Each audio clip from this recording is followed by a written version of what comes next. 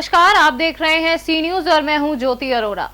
आइए नजर डालते हैं इस वक्त के न्यूज बुलेटिन पर। भाजपा मंडल उपाध्यक्ष अकबरपुर संतोष वर्मा ने बीजेपी जिलाध्यक्ष कपिल देव वर्मा पर पार्टी विरोधी गतिविधियों में संलिप्त रहने का गंभीर आरोप लगाते हुए कहा कि गैर दलीय सपा बसपा के लोगों की पैरवी करते हैं, जिसका प्रमाण प्रशासनिक अधिकारियों को बीजेपी पार्टी संगठन जिलाध्यक्ष लिखते हैं। आखिर जिलाध्यक्ष को किसी प्रशासनिक अधिकारी को आदेश करने का अधिकार कहां से प्राप्त है? रोल क्या है पूरा मामला? भाई साहब, ये वार्ड नंबर 2 गौसपुर का मोहल्ला ऊंची गांव है। वहाँ समाजवादी पार्टी का नेता है विनय वर्मा पुत्र रामरज वर्मा, जो कि वर्तमान में सभासद है और समाजवादी पार्टी का ही वो नेता भी है। ये सभी लोग जानते हैं। उसके यहाँ झंडा भी लगा हुआ है समाजवादी पार्टी का। भाजपा से उसका कोई लेना देना नहीं है। उसके द्वारा सैकड़ों साल से चल रहे एक सार्वजनिक रास्ते को बंद करने का प्रयास आज एक हफ्ते पहले किया गया था। मैंने अपने पैड पे लिख के, मैं भाई साहब भाजपा का सक्रिय सदस्य भी हूँ और क्या नाम है, भाजपा का पदाधिकारी भी हूँ। मंडल में भी पद है वर्तमान में हमारा नगर उपाध्यक्ष का, और पहले से जो कमेटी चली आ रही है भाजपा किसान मोर्चा की, उसमें जिला उपाध्यक्ष का दायित्व रहा है, जो वर्तमान में भी चल ही रहा है। अभी भी नई कमेटी नहीं बनी है जी। तो भाई साहब, हमने अपने पैड पे लिख के दिया था, हमने एसडीएम को लिख के दिया, हमने कोतवाली में लिख के दिया, हमने नगर के ग्रुप पे लिखा, हमने किसान मोर्चा के ग्रुप पे लिखा कि एक सपा का नेता राममूर्ति वर्मा उस मामले में गए भी थे देखने। विनय वर्मा ने बुलाया था और राममूर्ति वर्मा जो है उसमें पैरवी भी किए थाने कोतवाली में। मैंने ग्रुप पे लिख के मदद मांगी तो हमारे पार्टी के जिलाध्यक्ष हैं कपिल देव वर्मा जी, इन्होंने कोई मदद नहीं किया। और मैं अपने गांव वालों के साथ, सैकड़ों लोग आए हुए थे, हमारे कचहरी में भी आए थे, कोतवाली में भी गए थे, सब लोगों के साथ बराबर जो है मैं हर जगहों पे गया, हर स्तर पे हर अधिकारी के पास मैंने बात रखी। आज अत्यंत आश्चर्य का विषय है कि विनय वर्मा एक चिट्ठी लेके आया था, उसमें कपिल देव वर्मा ने जो है विनय वर्मा की सिफारिश की है, जबकि मैं भाजपा का एक पदाधिकारी हूँ, वर्तमान में पदाधिकारी हूँ, सक्रिय सदस्य हूँ, निष्ठावान कार्यकर्ता हूँ। और इस प्रकरण को जानते हुए भी हमारे यहाँ आदरणीय लालजी मिश्रा जी वरिष्ठ नागरिक हैं, वरिष्ठ भाजपा नेता हैं और नगर पालिका वर्तमान में नामित सभासद हैं, भारतीय जनता पार्टी द्वारा जो है नामित किए गए हैं। उनका जो है बयान चल रहा है हिंद मोर्चा पे, पोर्टल पे चल रहा है 2 दिनों से, कि जो है उसमें कोतवाली पुलिस गड़बड़ कर रही है, सार्वजनिक रास्ते पर निर्माण हो रहा है। और मुझे अत्यंत आश्चर्य इस बात का है कि कपिल देव वर्मा हमारे सपा बसपा की पैरवी कर रहे हैं। कपिल देव वर्मा जान रहे हैं कि विनय वर्मा सपा का नेता है, गलत कर रहा है, उसके बाद भी इसके पास ये सिफारिशी पत्र लिख रहे हैं, अधिकारियों के पास फोन कर रहे हैं, भाजपा कार्यकर्ताओं के विरुद्ध ये पैरवी कर रहे हैं अपने निजी लाभ के लिए। जो है उसका कोई प्रमाण है सिफारिश? ये भाई साहब जो है, इन्होंने जो सिफारिश लिखा और जो इन्होंने भेजा, वो सब चीजें जो है संज्ञान में है कि जो है ये पैरवी कर रहे हैं। उसका जो है साक्ष्य हमसे मांगा जाएगा तो हम दिखाएंगे कि इन्होंने विनय वर्मा की पैरवी किया। अम्बेडकर नगर से इसी न्यूज संवाददाता दीपक वर्मा के साथ धीरेन्द्र नाथ की रिपोर्ट। भदोही नोडल अधिकारी एवं कमिश्नर प्रीति शुक्ला सोमवार को महाराजा बलवंत सिंह राजकीय चिकित्सालय का निरीक्षण करने पहुंची। इस चिकित्सालय को कोविड-19 के लिए L2 हॉस्पिटल बनाया गया है। निरीक्षण के दौरान कमिश्नर को अस्पताल में कुछ कमियां नजर आईं, जिसे पूरा कराने का उन्होंने निर्देश दिए हैं। अनुसार नोडल अधिकारी के रूप में यहाँ पर आई हूँ मैं समीक्षा करने, मंडल के रूप में भी आई हूँ। समीक्षा की गई, जो भी यहाँ पर कोविड के संबंध में प्रयास हो रहे हैं उनकी समीक्षा की गई। किस तरह से सैंपलिंग ठीक से हो रही है नहीं, जो लक्ष्य के अनुरूप है वो हो रही है नहीं, ये देखा गया। तो लक्ष्य के अनुरूप है। बीच बीच में इनकी किट्स अगर कम पड़ती हैं तो ये भेज के मंगा लेते हैं। अभी भी गाड़ी बताया गया कि गई हुई है तो आ जाती है तुरंत शासन से मांग के। सैम्पलिंग ठीक से हो रही। कॉन्टैक्ट ट्रेसिंग पे बहुत बल दिया जा रहा है। कॉन्टैक्ट ट्रेसिंग मतलब एक मरीज पर कम से कम 8 लोगों की ये सैम्पलिंग कर रही है फिलहाल। तो ये भी संतोषजनक स्थिति है। पहले बहुत कम था, अब इन्होंने इम्प्रूव किया है इसमें। और डोर टू डोर सर्वे भी हो रहा है। इनकी 495 टीमें लगी हुई हैं।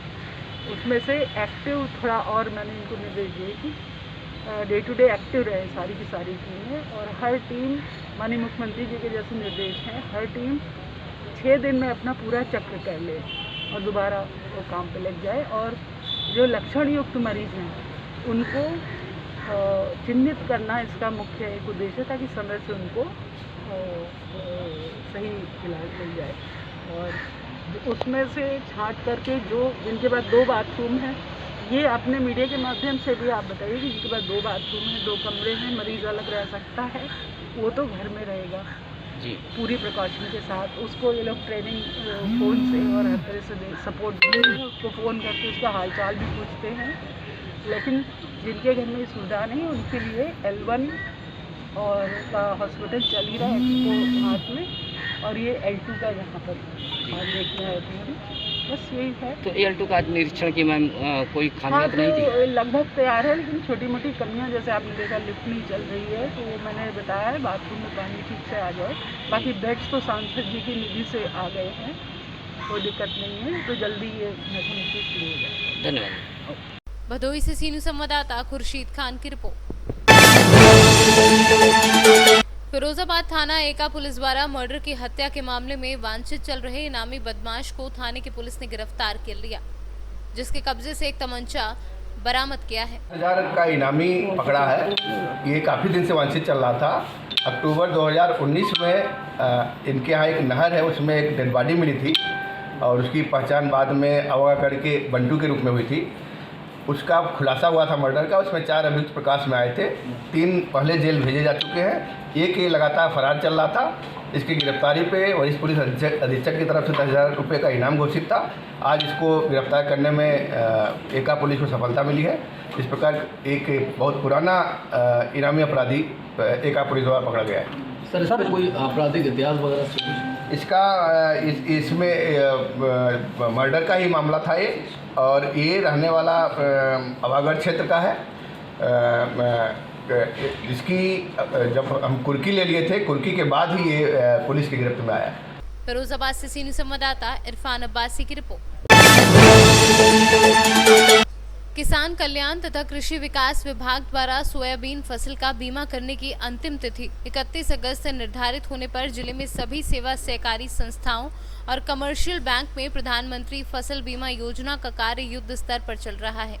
जिले के कृषि एवं सहकारिता विभाग के अधिकारीगण प्रत्येक सेवा सहकारी संस्थाओं में जाकर समीक्षा कर रहे हैं और राजस्व विभाग के अधिकारी प्रधानमंत्री फसल बीमा योजना के आवश्यक दस्तावेजों में बोनी प्रमाण पत्र जारी कर रहे हैं। इसके बारे में कुछ जानकारी। प्रधानमंत्री फसल बीमा योजना तहत जिले के अंदर समूचे किसानों को बीमा कराने के लिए शासन और प्रशासन दृढ़ संकल्पित है। किसान भाइयों की हम देखने में आ रहा है कि फसल खराब भी हो गई है। हम सब खुद जा के अपने अधीनस्थ जो भी हमारे कर्मचारी अधिकारीगण हैं, उनको ये अपील कर रहे हैं कि गांव में जाकर के डोर टू डोर संपर्क करके किसानों के अधिक से अधिक मात्रा में प्रधानमंत्री फसल बीमा योजना के तहत अपना बीमा कराया जाना सुनिश्चित करें। सर, कब तक के चलेगा बीमा योजना की? बीमा जो है, जो आप पूछ रहे हैं, वो बहुत महत्वपूर्ण प्रश्न है। ये 31 अगस्त तक, इसकी हालांकि तिथि पूर्व में थी, लेकिन सरकार ने इसको बढ़ा करके 31 अगस्त कर दी है। 31 अगस्त तक ये प्रधानमंत्री फसल बीमा योजना के तहत सबको किसानों को जो है वो बीमा कराया जाए। सर, इसमें एक बात निकल कर आ रही है, जो मृतक हो जाता है परिवार में से, उनके लिए क्या लाभ होगा, क्या संदेश है उनके लिए? नहीं, उनके लिए हमारा ये कहना है कि अगर कोई किसी भी परिवार में किसी की मृत्यु हो जाती है, तो आप उस परिवार का जो भी वारिस है, वो मृत्यु के आधार पर मृत्यु का प्रमाण पत्र लगा करके भी बीमा करा सकता है। वो उस बीमा के लाभ से वंचित नहीं रह पाएगा। उसकी जो ऋण पुस्तिका है, जो मृतक हो गया है, उसके लग जाएगी, और जो भी कोई उसका नॉमिनी है या जो भी उसका वारिस है, वो पंचायत से प्रमाण पत्र ले करके और अपने आधार कार्ड के आधार पर जो है वो उसका प्रधानमंत्री फसल बीमा करा देगा। 1 हेक्टर में जो है इसका जो मापदंड रखा गया है सोयाबीन फसल का 45,000 रुपये प्रति हेक्टर के हिसाब से है। तो खरीफ में 2% जो है प्रीमियम इसका लिया जाता है। तो 45,000 रुपये के हिसाब से मात्र 900 रुपये जमा करके वो किसान, वो व्यक्ति 45,000 रुपये के नुकसानी का जो है हकदार हो जाता है। तो उसके आधार पर उसका बीमा भी सुनिश्चित है। सर, शुभ नाम आपका? मेरा नाम संजीव कुमार कुलश्रेष्ठ है। मैं वरिष्ठ कृषि विकास अधिकारी इंदौर। देखने में आ रहा है कि सोयाबीन की फसल में जो है वो काफ़ी नुकसान हो रहा है। कितना % होगा सर नुकसान? ये हमारा जो है मापदंड चल रहा है, सर्वे हो रहा है, सब लोग जा रहे हैं। इसमें ये देख रहे हैं कि सोयाबीन की जो अलग अलग किस्म हैं, ये देखने में आया है कि जो 45, 95, 60 जो किस्म है उसमें ज़्यादा नुकसान हो रहा है। पहले क्या हुआ था कि अधिक वर्षा हुई थी और अधिक वर्षा होने के बाद में जो है उसका तापमान जो है बढ़ गया, फिर वो नहीं हुआ, फिर उसके बाद में उसकी ह्यूमिडिटी हो गई, तो मौसम के आकार में, मौसम के प्रकार में सफ़ेद मक्खी का जो है प्रकोप होने लगा और सफ़ेद मक्खी के प्रकोप से सभी पौधों में जो है वो स्टेम फ्लाई लग गया। आप देखेंगे कि अगर कोई सोयाबीन का जो है तना होता है तो उसके 2 हिस्सों में हम चीर के देखेंगे तो उसके अंदर एक छोटी सी इल्ली जो है वहाँ बैठी हुई होगी। जो किसान भाई दवा डाल देते हैं तो वो हिस्सा जो है पूरा का पूरा काला हो जाता है। इसके साथ साथ ये तो अपने साथ में रहा ही, लेकिन यकायक हुआ जो एक एंथ्रेक्स नोज जो है रोग है, उस रोग ने जो है अपना आक्रमण कर लिया और रोग एकदम से पूरे के पूरे खेत में जो है वो फैल गया और रोग के फैलने के कारण से जो है वो किसान काफ़ी जो है उससे नुकसान में जो है रहा। हमारे विभाग के अधिकारी, राजस्व विभाग, सहकारिता विभाग, कृषि विभाग के जितने भी अधिकारी हैं सब बेचारे घूम रहे हैं, देख रहे हैं और किसान भाइयों को उसके उपचार के बारे में बता रहे हैं, समझा रहे हैं कि किस तरह से जो है उसका उपचार किया जाए और किस तरह से हम उससे बचा जा सके।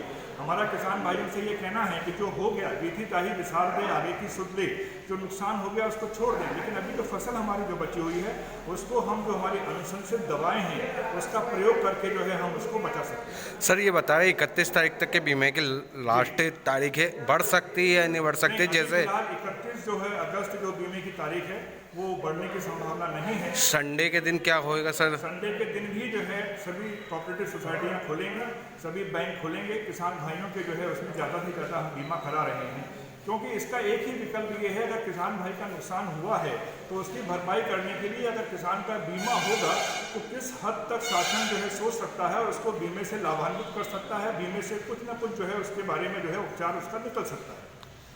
ठीक, ओके सर, आपका शुभ नाम? मेरा नाम संजीव कुमार कुलश्रेष्ठ है और मैं वरिष्ठ कृषि विकास अधिकारी इंदौर। इंदौर से कैमरा पर्सन विशाल चौहान के साथ कमल वर्मा की रिपोर्ट। मुजफ्फरपुर जिले के बंदरा प्रखंड अंतर्गत मतलूपुर पंचायत के विभिन्न गांवों में वीआईपी ने कार्यकर्ताओं संग आगामी विधानसभा चुनाव को लेकर बैठक की। सोमवार को वीआईपी के प्रदेश सचिव लाल बाबू साहनी के नेतृत्व में मतलूपुर के जनता के बीच जनसंपर्क अभियान चलाया गया। सर आपका नाम क्या? जी प्रणाम, मेरा नाम लाल बाबू साहनी, वीआईपी के प्रदेश सचिव। जी यहाँ आने का उद्देश्य सर?